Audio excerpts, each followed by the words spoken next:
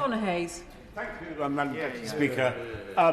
The purpose of this place is, of course, to make laws, to amend them, and sometimes, if in the opposition, that is, to stop laws being made. But it has another purpose, and that purpose is to hold those with power to account. And we do that as individual constituency MPs all the time, do we not?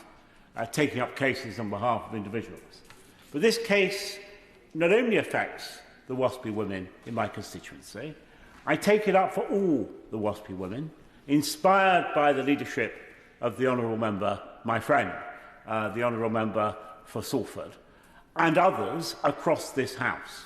For it is unusual in this place for government members of Parliament, Labour MPs, the official opposition, Conservatives, the Liberal Democrats, the SNP, the DUP, Plaid Cymru, to all come together in common cause. And, Madam Deputy Speaker, that speaks volumes. It speaks volumes that we recognise that these women were unjustly treated. And it's not just our recognition that counts. The Ombudsman recognised exactly that.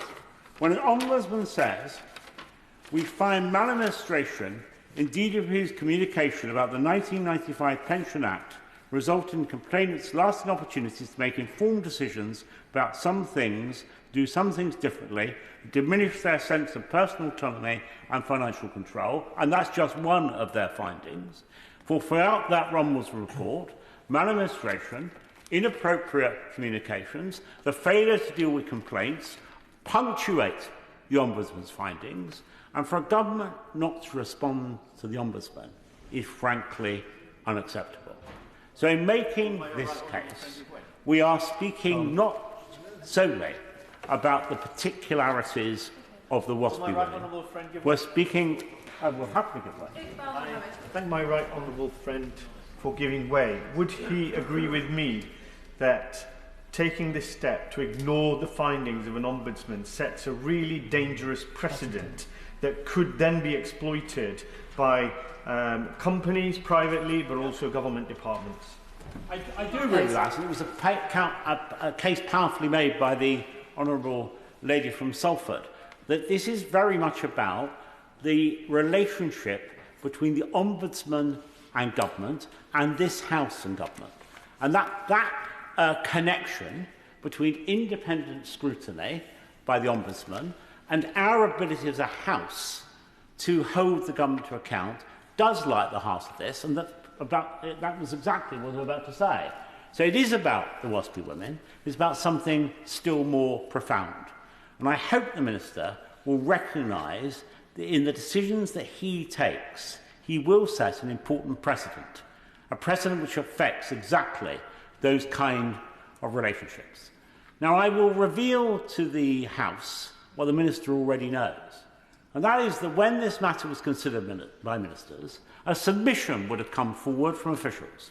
And I have no doubt at all it would offer several options. Option A might have been to satisfy the WASPy women in full. Option B might have come to a partial settlement that they perhaps would have accepted. Option C would have been to do nothing.